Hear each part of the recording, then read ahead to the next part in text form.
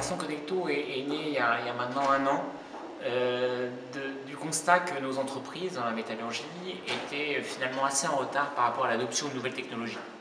On parle beaucoup des usines digitales, des usines 4.0. La vraie question, c'est comment on fait descendre ça au niveau des PME.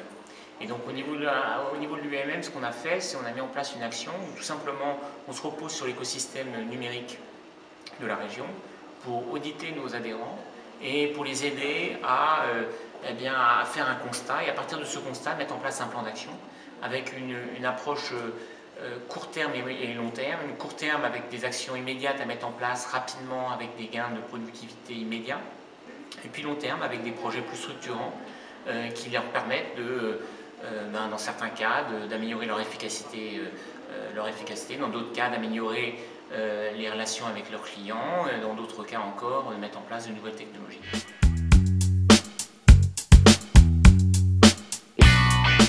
On a lancé les premières expérimentations par rapport à l'action collective. On a eu bien sûr des premières entreprises qui sont portées volontaires. Le retour qu'on a eu a été extrêmement positif. Ça nous a permis également d'améliorer le processus d'audit et la façon dont on travaillait avec nos adhérents.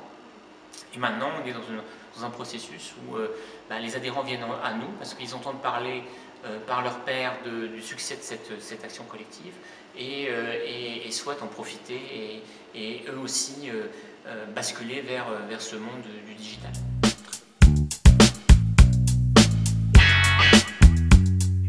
Alors, les premières entreprises étaient la société à Barnou, Jacques Dubois et Laguerre. Grâce à elles, on a pu, mettre en place ce processus et identifier très vite quels pouvaient être les besoins de PME de taille moyenne ou petite.